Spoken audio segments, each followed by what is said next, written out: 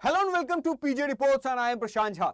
हम सब की लाइफ में एक बुली होता है जो कि हम सबको बिना मतलब के परेशान करता है।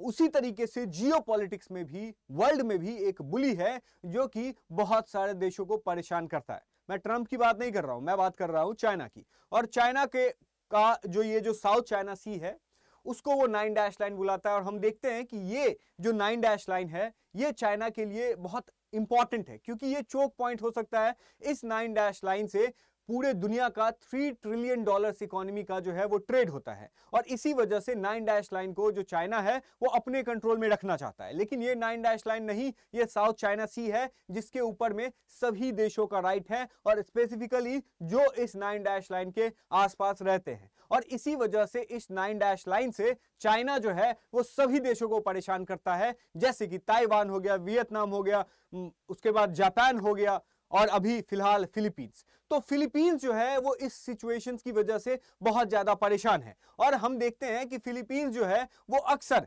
चाइना के, कभी कोस्ट गार्ड शिप ने उसको धक्का मार दिया, कभी वहां के फिलीपींस के मछुआरे मछली पकड़ने गए तो उसके ऊपर में पत्थर, मतलब वो जो होता है मारने वाला वेपन्स, उसका यूज करके लाठी डंडे इस सब चीजों से जो है वो उसको हराश करने की कोशिश करते हैं। कभी जो फिलीपींस का एयरक्राफ्ट कैरियर जा रहा है तो उसके नीचे में जो है वो लेजर लाइट छोड़ दिया, जिसकी वजह से ऑलमोस्ट जो है वो उसका जो पायलट है वो ब्लाइंड हो गया था। हम देख सकते हैं इसके बहुत सारे इंस्टेंसेस हमें देखने को मिले थे, चाहे वो फरवरी 2023 का है जब चाइना कोस्ट गार्ड के वेसल को डायरेक्टली मिलिट्री ग्रेड लेजर से अटैक किया गया था। उसके बाद अगस्त 2024 में हमने देखा है कि चाइनीज फाइटर जेट्स जो है वो कैसे फिलीपींस के टेरिटरी में घुस करके जो है वो पेट्रोल एयरक्राफ्ट के ऊपर में, मतलब एक तरीके से उसको अपना जो अथॉरिटी है वो दिखाने की कोशिश करता है। जनवरी 2025 में तो भैया लेजर लाइट का इस्तेमाल किया गया था, जिसकी वजह से पूरी दुनिया को यह पता चल गया था कि चाइना किस तरीके से अपने से छोटे कंट्री को,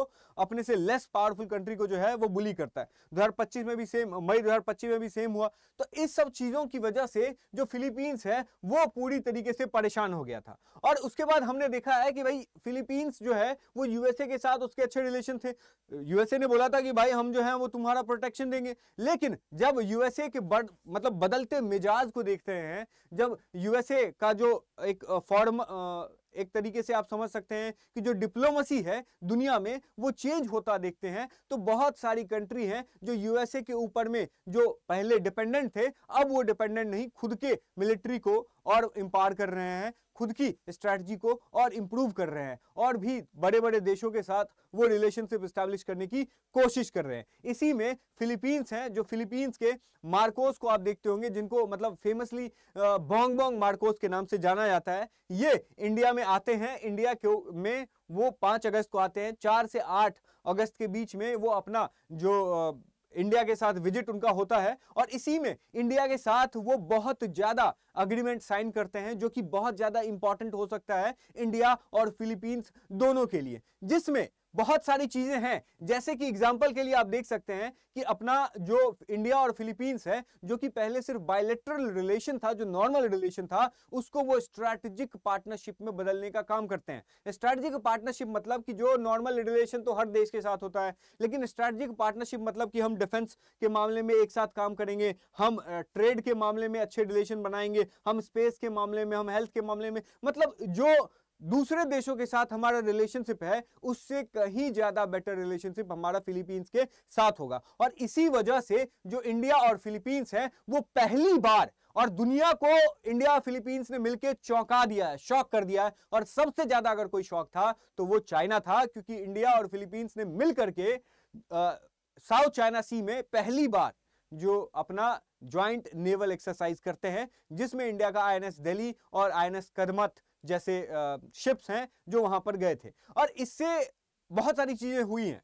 अब देखिए, सबसे पहले तो जब हमारा इंडिया फिलीपींस के साथ अच्छे रिलेशन स्टैब्लिश होंगे तो हम देखते हैं कि फिलीपींस जो है वो पहला कंट्री बनता था जो कि इंडिया से ब्रह्मोस जो मिसाइल है उसको उन्होंने बाय किया था। तो ये तो हो गया था, बाय हो गया था। उसके बाद ऑपरेशन सिंदूर के बाद हमने देखा है कि जो इंडिया का जो वेपन है, जो मिसाइल सिस्टम है, जो डिफेंस सिस्टम है, वो और ज्यादा दुनिया को इंप्रेस हुआ, मतलब लोगों को, दुनिया को अच्छा लगा और देशों को, इसीलिए क्योंकि हमने जो है वो बहुत अच्छे से पाकिस्तान को जवाब दिया था। अब सिचुएशन ये है कि फिलीपींस कह रहा है कि हम एक जो ब्रह्मोस लिए थे ना, अब हमको और ब्रह्मोस चाहिए, क्योंकि ताइवान जो है वो, अब देखिए पूरा दुनिया को ये चीज पता है, मैं बार बार कह रहा हूं कि चाइना ताइवान के बीच में आज न कल युद्ध होने वाला है। और अगर चाइना ताइवान के बीच में युद्ध होगा तो यूएसए तो है ही, लेकिन जो छोटे छोटे कंट्री हैं उनको सोचने की जरूरत है। जापान को सोचने की जरूरत है, वियतनाम को सोचने की जरूरत है,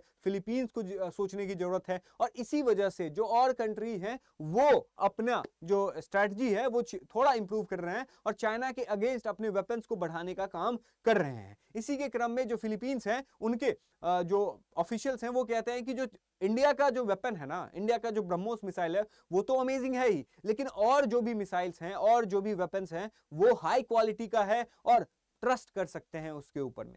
और इसी के बीच में जो चाइना की तरफ से स्टेटमेंट आता है वो आप देख सकते हैं कि भैया साउथ चाइना सी में हम तीसरे देश को इस विवाद में कूदने की जरूरत नहीं है। आप तो कूद जाते हैं इंडिया पाकिस्तान के बीच में, तो हम क्यों ना कूदे? और जब साउथ चाइना सी आपका तो अकेले का है नहीं, तो भाई उस साउथ चाइना सी में इंडिया अगर जा ही रहा है तो क्या दिक्कत है?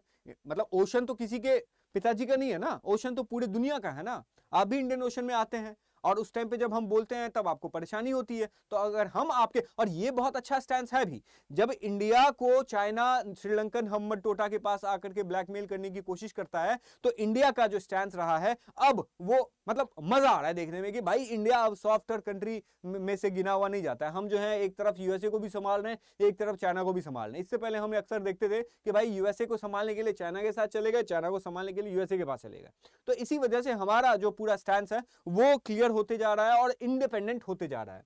और अभी ये रिसेंटली जो बॉन्ग मार्कोस हैं उन्होंने ये इंटरव्यू में बोला था कि ताइवान वॉर ब्रेक होगा और इसकी वजह से हमें जो है वो तैयार रहना होगा। अब देखिए जब इंडिया फिलीपींस आते हैं साथ में तो फिर उनके साथ जो बायलैटरल ट्रेड है उसके ऊपर बात होती है। तो बायलैटरल ट्रेड जो इंडिया फिलीपींस का था वो पहले बहुत कम था। पहले आप देख सकते हैं 2021 में $290 मिलियन का ही था, लेकिन 2024-25 में ये डबल हो गया, एक तरीके से $460 मिलियन का जो है वो हम करने लगे। और ये आपको ये फार्मा एक्सपोर्ट है, मतलब इंडिया जो है वो सबसे ज्यादा बड़ा एक्सपोर्टर है। मतलब India is the top pharma exporter to Philippines. अगर फिलीपींस को दवाइयों की जरूरत होती है तो भैया एक ही देश होता है जो उसको हेल्प करता है, वो है इंडिया।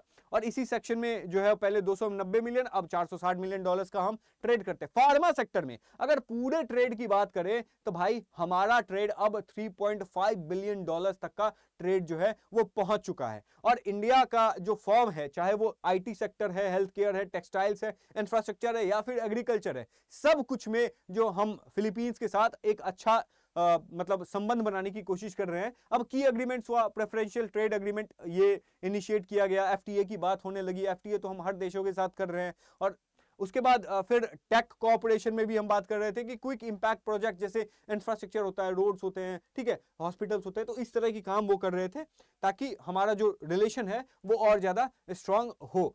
अब देखिए सिचुएशन ये है कि जो फिलीपींस पहले इंडो पैसिफिक को एशिया पैसिफिक कह रहा था, अब वो मतलब पूरे दुनिया के सामने में कह रहे हैं कि भैया Asia Pacific is dead, welcome to the Indo Pacific. मतलब एशिया पैसिफिक और इंडो पैसिफिक दोनों एक ही है, ठीक है। तो अब हम एशिया पैसिफिक को एशिया पैसिफिक नहीं, अब हम इंडो पैसिफिक बताएंगे। और ये जो स्टैंड से चेंज होना ये दिखाता है कि फिलीपींस सच में इंडिया को लेकर के सीरियस है।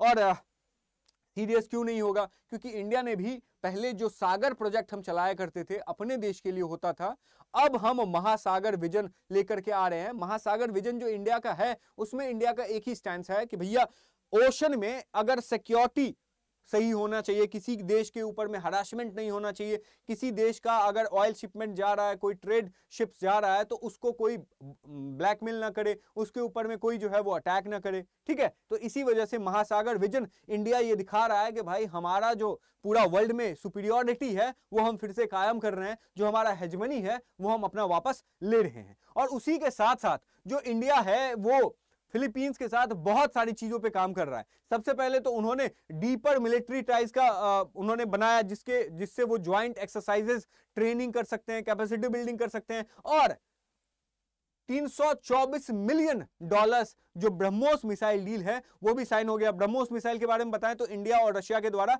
बनाया जाता है, जिसके ऊपर में जो जनरल रोमियो ब्राउनर है, जो फिलीपींस आर्मी चीफ हैं, उसी तरीके से वो कहते हैं कि जो इंडिया का डिफेंस सिस्टम है वो अफोर्डेबल है।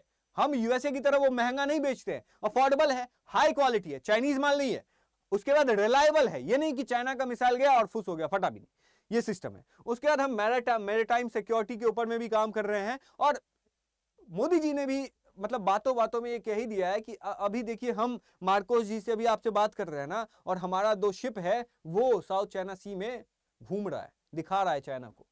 उसके बाद मोदी जी ने मतलब हमारे इंडिया की तरफ से कल्चरल और पीपल टू पीपल टाइज बढ़ाने का भी हमने काम किया। हम देखते हैं कि जो हमारा कल्चर है, जो हमारा संस्कृति है, वो संस्कृति इतना ज्यादा पुराना, इनिशिएंट और इतना ज्यादा मतलब आप समझ सकते हैं रिच है कि जो रामायण है वो रामायण जिस तरीके से हम परसीव करते हैं अपने देश में, तो रामायण एक ही तरह का स्टोरी को कंबोडिया में अलग तरीके से प्ले किया जाता है, म्यांमार में अलग तरीके से प्ले किया जाता है, और उसी तरीके से फिलीपींस में अलग तरीके से प्ले किया जाता है। तो आपके एग्जाम के लिए जो इंपॉर्टेंट हो सकता है वो ये कि फिलीपींस में जिस रामायण को हम श्री राम जी का स्टोरी है, तो वो महाराडिया लवाना जो वो अपने रामायण को बोलते हैं। तो इस चीज को लेकर के भी जो इंडिया ने है मतलब फिलीपींस को सराहा है। और ये सब तब हो रहा है जब इंडिया फिलीपींस के साथ 75th anniversary of diplomatic relation establish कर रहा है। तो आई होप आपको इंडिया फिलीपींस के बारे में और भी अपडेट्स आएंगी, क्योंकि अभी भी मार्कोस जो है वो इंडिया में है